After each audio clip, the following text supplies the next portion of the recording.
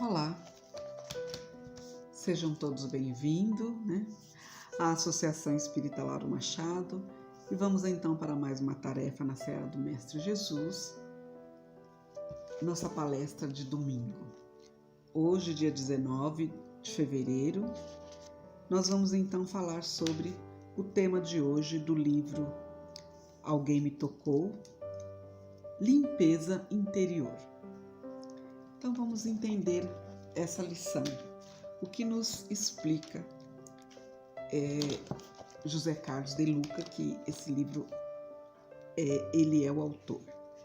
Então vamos lá. Como nós sempre começamos, para podermos entender, vamos entender segundo o dicionário qual o significado da palavra limpeza. Ela é um substantivo feminino que se refere à ação de limpar e retirar sujeiras de diversos tipos de superfícies e ambiente. É o ato ou efeito de limpar. E no sentido figurado, o dicionário também nos informa que limpeza é o ato de libertar-se de impurezas, de máculas morais, purgação, purificação. Então, o que significa isso? Quando você fala que você vai fazer uma limpeza no sentido figurado, então você vai se libertar de tudo isso, vai se limpar, tirar as manchas do seu espírito, do seu interior. Como é que nós vamos fazer isso? Então, vamos entender aqui. E como nós já vimos, a palavra interior significa o que está dentro, interno. E no Evangelho de Mateus, capítulo 23, no versículo 25 e 26 da lição, que diz assim: Ai de vós, escribas e fariseus, hipócritas, limpai o copo e o prato por fora, mas por dentro está cheios de roubo e cobiça. Fariseu cego, limpa primeiro o copo por dentro, que também por fora ficará limpo. Vamos entender o que está dizendo nessa parte do Evangelho de Mateus, nessa lição, limpeza interior. Então, eu entendi assim, que nesta passagem, Jesus ele estava se dirigindo a dois grupos de pessoas que lidavam com religião, que eram os escribas e os fariseus. E naquela época, os escribas eles eram chamados de doutores da lei. Era a época de Moisés, e eles eram considerados os professores da lei de Moisés. E eles as interpretavam para o povo. Eles eram profundos conhecedores dos princípios religiosos, e eles dominavam a escrita. Naquela época nem todo mundo sabia ler e escrever. Então os escribas eles interpretavam para o povo as leis de Moisés, e eles que dominavam essa escrita tinham um conhecimento profundo. Então ele era uma parte. Agora os fariseus, eles eram muito rigorosos e observador da prática exteriores dos cultos e das cerimônias da época, das cerimônias religiosas da época. Eles eram muito observadores, eles eram também orgulhosos, e eles eram dominadores e dissolutos. Como diz aquele velho ditado: faço o que eu digo, mas não faço o que eu faço. E naquela época eles eram assim. E Jesus então estava advertindo-os veementemente, pois eles usavam a religião, a vida religiosa, de fachada para poder praticar os atos ilícitos, fazer coisas erradas. Por isso que no Evangelho de Mateus está escrito daquela forma. Jesus ele estava se dirigindo diretamente a esses dois grupos de pessoas religiosas,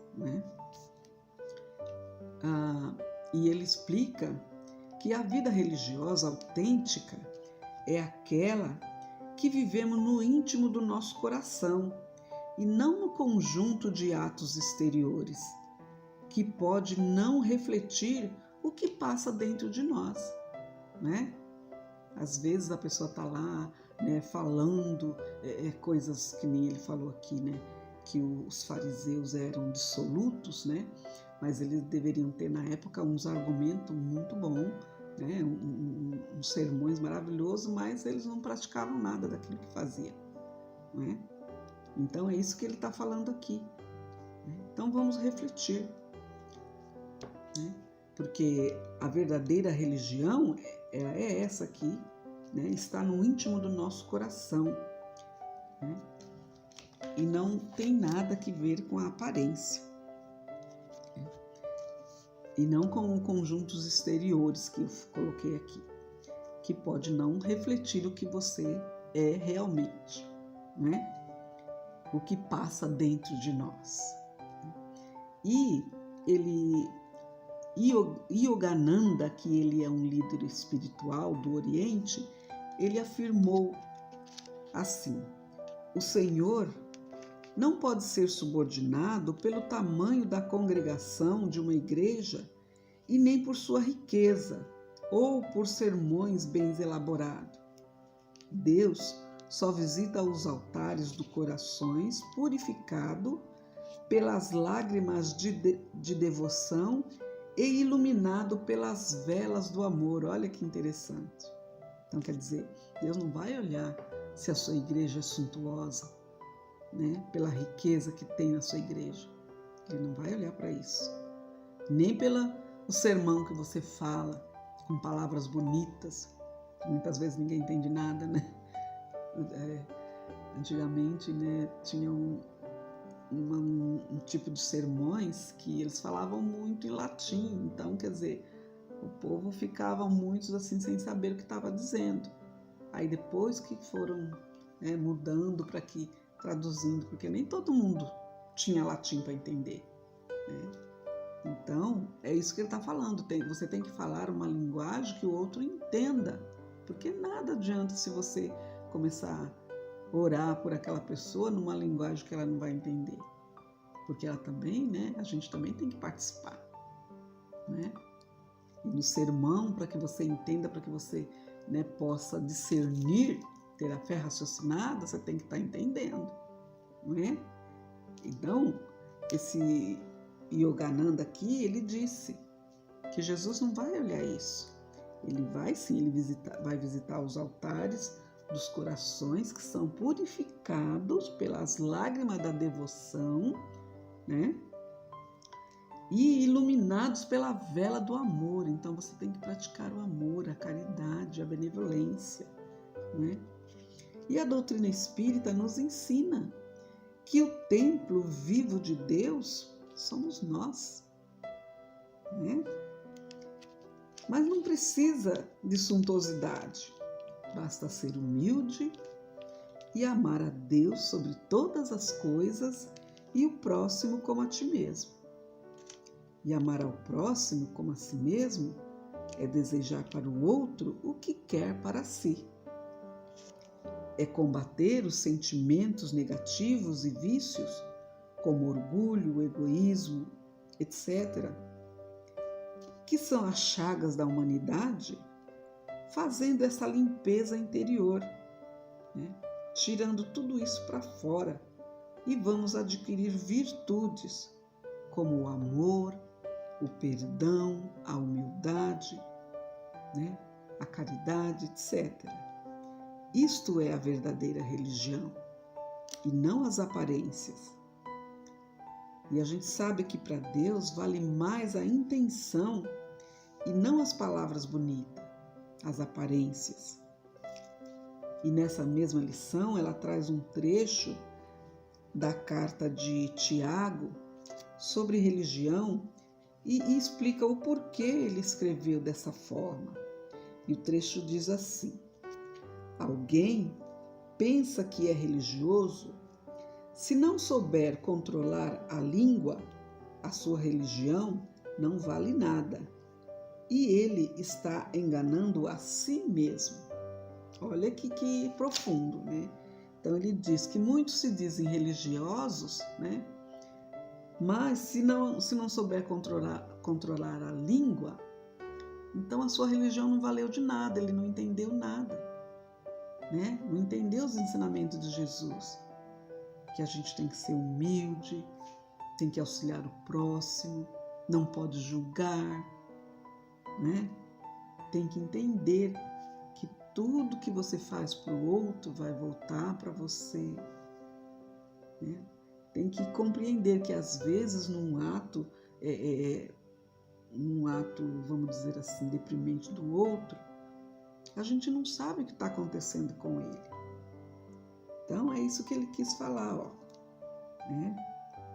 Que muitos se julgam, alguém que se julga, que pensa que é religioso, mas se não souber controlar a língua, a sua religião não valeu de nada, né?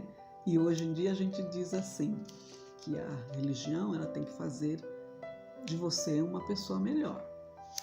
Agora, se ela não fizer uma pessoa melhor, ela também não valeu de nada, né?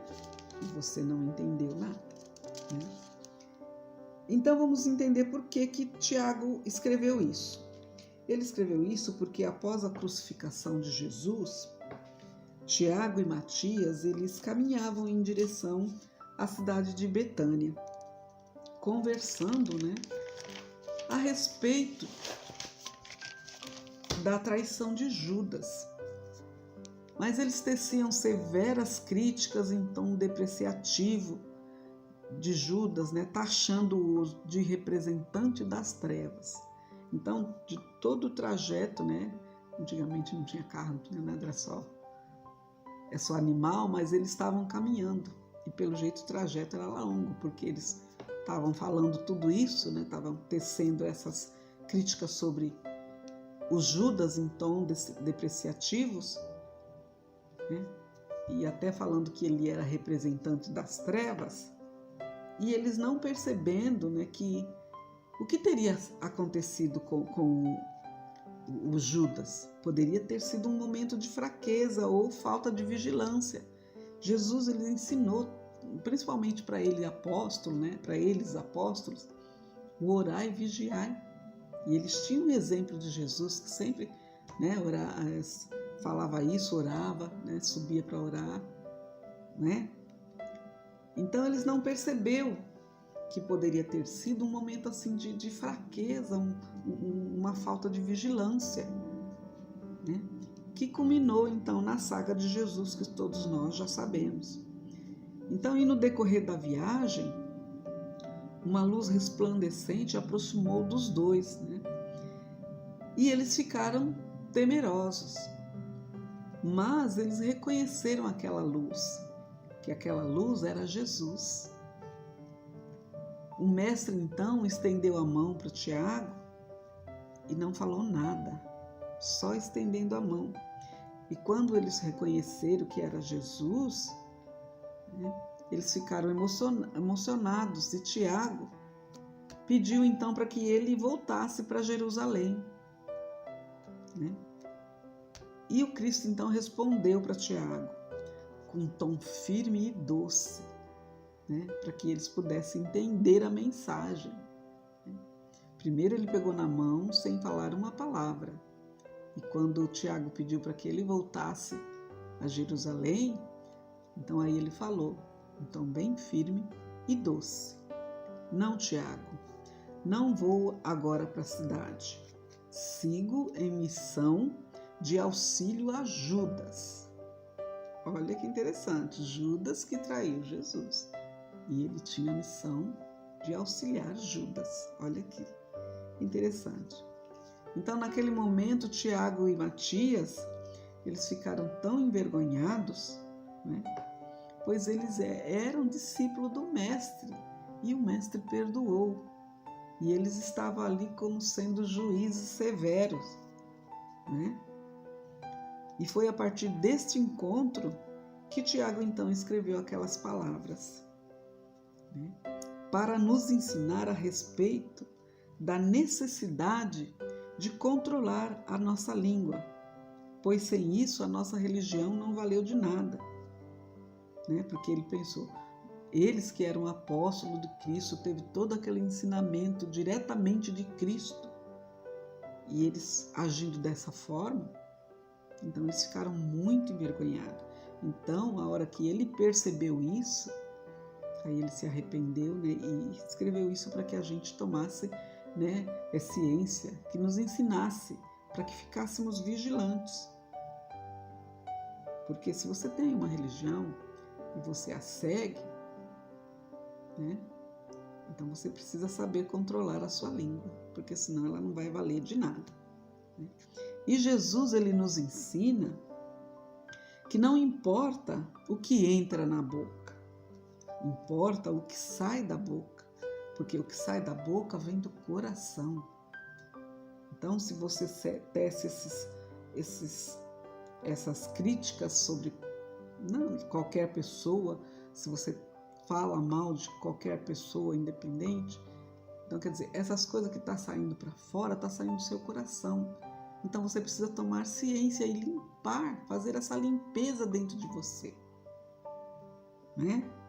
Então Jesus disse que o que importa é o que sai da boca, porque sai direto do coração. Então há necessidade de fazermos essa limpeza interior. E não adianta ter qualquer religião se não praticar os ensinamentos de Jesus, que temos que estudar, interpretar e vivenciar. E nos reportamos para o dia de hoje, né?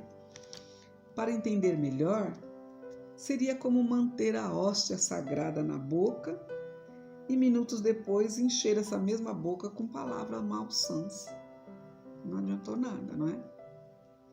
Ou como posso manter os benefícios do passe espiritual se logo após recebê-lo me envolvo em comentários negativos sobre pessoas e situações, rebaixando os níveis da minha própria energia? Não adiantou nada então, né? Portanto, perante Deus, a religião mais pura e verdadeira é a prática da caridade, que a doutrina espírita nos ensina. O auxílio ao próximo em suas aflições e não se manchar com as coisas más deste mundo, que a gente sabe que nós estamos num mundo de prova e expiação. Então a gente não deve, né, se macular, se manchar com essas coisas ruins. E a doutrina nos ensina que tudo que fizermos ao nosso próximo, vamos receber de volta e em dobro. Pois o homem de fé que não se tornar melhor para o seu semelhante, ele está perdendo tempo e enganando a si mesmo. Porque a fé sem obra, ela é morta. E para Jesus, a verdadeira religião é limpar-se interiormente de toda a maldade e encher-se de bondade nas mãos, nas palavras e no pensamento. Então a gente tem que fazer essa limpeza, tirar todos esses pensamentos ruins. Surgiu um pensamento ruim, já entra em prece e peça, meu Deus, esse pensamento não posso levar adiante, não é meu. Então vamos fazer essa limpeza interior, tirando esses pensamentos, essas palavras, né, ruins, e enchendo de bondade, não só nas mãos, praticando a caridade, mas também nas palavras, nos pensamentos, né? Pois só assim o copo fica limpo por dentro e também por fora. E nós também se limpamos por dentro e por fora, né? Fazendo a limpeza interior, transformando sentimentos negativos e vícios por virtude, através da prece, né? Do estudo do Evangelho de Jesus, através da alegria. Também a alegria faz parte dessa limpeza também. Porque Jesus, Deus, não nos quer triste, né? Emburrado. Não, nós temos que ser alegres, bem-humorados, bem animados. né? Então, isso também faz parte para que a gente possa fazer essa limpeza interior. Então, a gente vai trocar o homem velho pelo homem novo. Novo com conhecimento das leis divinas, que são imutáveis, e com a fé raciocinada, né? Eu entendi, eu compreendi os ensinamentos de Jesus e vou colocar na minha vida, né? Para que eu possa melhorar, né? Que eu possa se melhorar e evoluir com qualidade, tendo a fé raciocinada. E tudo isso é a tão falada reforma íntima, né? Vou trocar o homem velho pelo homem novo, né? Mudar os meus sentimentos negativos e vícios por virtudes, porque são os sentimentos que nós vamos levar para a verdadeira vida. Nós temos que levar os sentimentos de virtudes, né? Amor, benevolência, perdão, tolerância, paciência, né? A caridade que a gente possa fazer. Então é isso que está falando.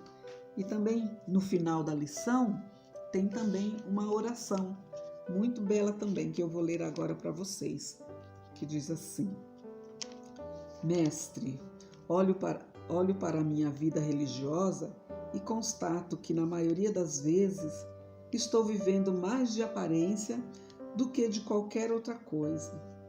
Descubro que dentro do templo da minha fé sou uma pessoa que lhe tem respeito e devoção, mas reconheço que quando saio do templo não sou mais a mesma pessoa.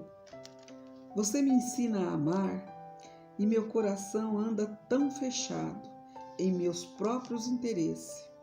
Você me ensina a perdoar e eu ainda me vingo das pessoas.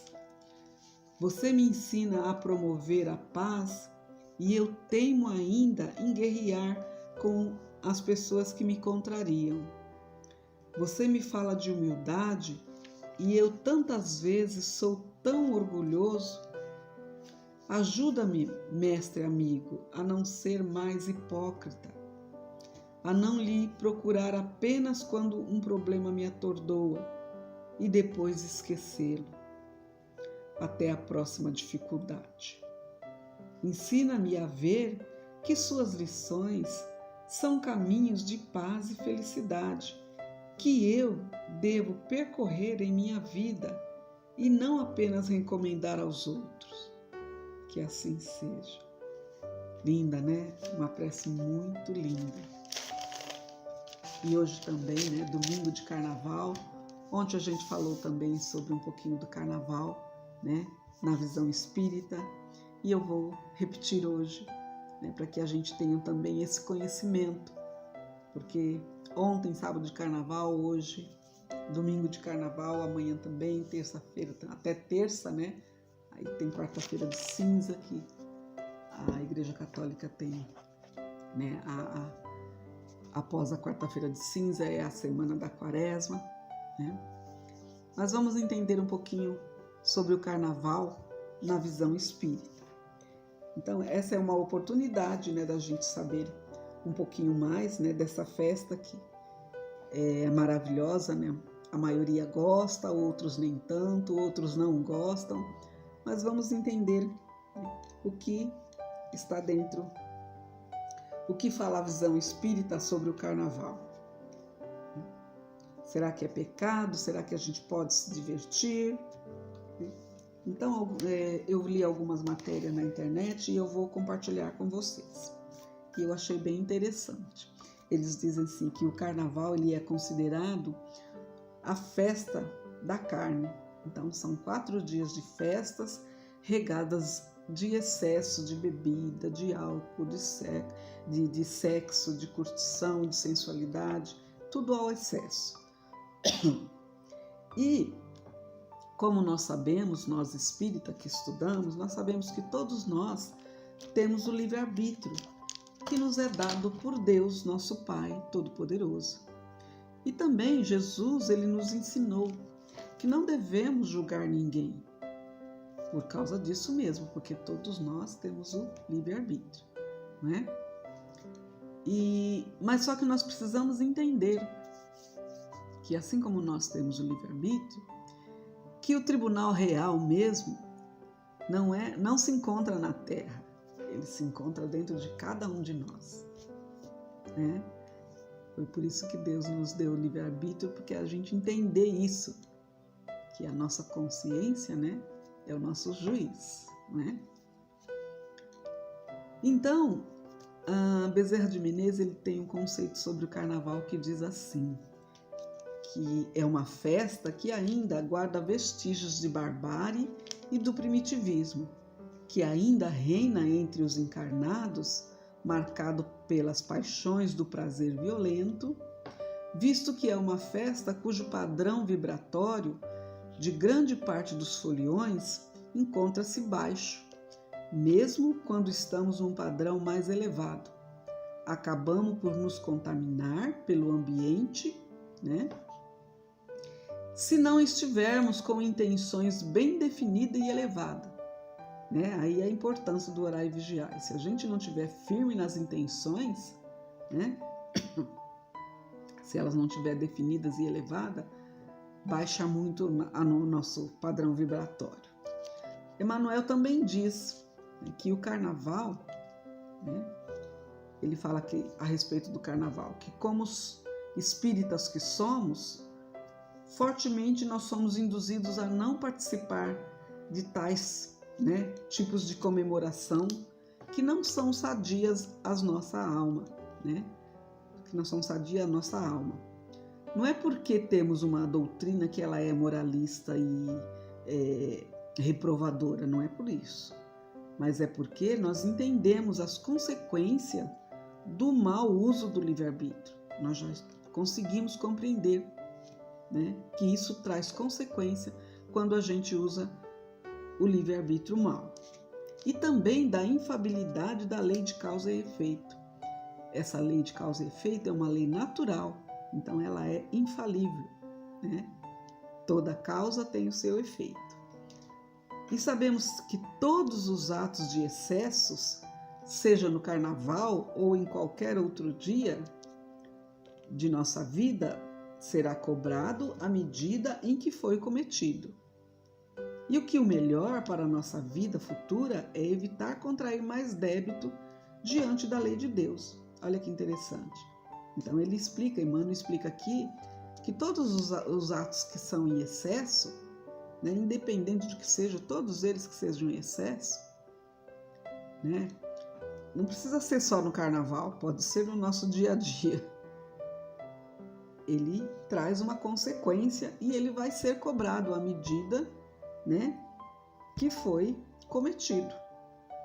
E como nós já estamos entendendo alguma coisa, então a gente sabe que o melhor para a nossa vida futura, que a vida futura não é aqui, a nossa vida futura é no plano espiritual, que para a nossa vida futura, o melhor é a gente não contrair mais débito, né, diante das leis de Deus, porque nós sabemos que todos nós somos espíritos reencarnantes aqui no planeta Terra, que é um planeta de prova e expiação. Então a gente sabe que todo mundo que está aqui tem alguma coisa para se redimir, né? Para, vamos dizer assim, tem alguma dívida para pagar. Então não vamos contrair mais, né? E saibamos, né, divertir, porque nós temos livre-arbítrio. Se você gosta de carnaval, beleza, orar e vigiar e vá com Deus, né? E eu também peguei aqui uma palavra do Raul Teixeira, que ele diz assim, que o carnaval é aquele fruto apodrecido do qual ainda não soubemos retirar a mensagem de advertência, de atenção e vigilância, observando ao longo do tempo a semente infeliz que há, germinando nas almas incautas, gerando colheitas e decepções e dores elevadas. Então, o que ele quis dizer? Que esse fruto apodrecido, ele gerou uma semente, né, que germinou, né, nessas almas que não tem escrúpulo, não tem cautela, né, que ainda não aprenderam ainda, né, E aí ela vai gerar o quê? Colheitas, né? E decepções, vai gerar colheitas de decepções e dores de elevada monta. Por isso que ele fala que precisa observar, a gente tem que entender a vigilância, não é? Ele fala que a gente ainda não soubemos ainda entender a mensagem, né? De atenção, de advertência, de vigilância, né? E também tinha um vídeo aí na USE que ele também nos lembra do que disse o apóstolo Paulo: tudo me é lícito, mas nem tudo me convém. Que isso deveria ser uma norma, uma regra de conduta, né? Porque quando se trata de grandes festas, né, de grande aglomeração, onde há, né, grande aglomeração, né, todo lugar que se reúne muitas pessoas encarnadas, reúne também ainda muito mais espíritos desencarnados, não é? Pois os habitantes do outro lado é bem maior do que os desse lado de cá. E também a doutrina também fala da ciência, e em relação à ciência, na questão dessas aglomerações muito grandes, no caso dessas festas, a gente também tem que prestar atenção, porque nós estamos ainda com a Covid, né? A Covid ainda está aí, embora todos, a maioria já se vacinaram, mas ela não foi embora ainda não, ela ainda está aí entre nós, né? Então, tenhamos cautelas, né? E também ele pede para que a gente entenda e nos lembra que tudo que tem seu início no pensamento, e que aquelas ideias que a gente demorou para realizar por não ter coragem, um dia ela começou num simples pensamento, até a gente ter coragem de realizar, né? E os espíritos nos aproximam de nós através do pensamento, que é a sintonia, né? Então a gente vai se sintonizar com nossos iguais, né? Então eles nos vêm até nós pelo pensamento. Se meu pensamento é bacana, eu atraio espíritos de luz bacana. Se ele não é tão bacana assim, eu vou atrair espíritos mais inferiores. Daí a importância, né, do orar e vigiar que Jesus nos ensinou. Nós temos que orar e vigiar sempre, sem cessar, principalmente nesses períodos de grandes festas, de muita aglomeração, né? Porque todos, né, num piscar de olho, né, deixa cair um pouco essa vibração, como a gente já viu que Emmanuel falou, mesmo quando tem um padrão elevado, acaba deixando cair essa vibração, né? Então a gente precisa muito do orar e vigiar, porque você tem que, né, refletir como é que tá os seus pensamentos, orar e vigiar. Tá firme, tá legal? Então, vá tranquilo se divertir. Bom carnaval. Agora, se você vê que tá mais ou menos, né, então recorra ao auxílio da prece, e aí você vai decidir o que você faz, né? E eu, né, vendo a palavra de Raul Teixeira, quando ele fala ainda, eu também gosto muito ainda dessa palavra, porque essa palavra significa que a gente ainda pode sim aprender, a gente pode aprender ainda, né? Ainda, né?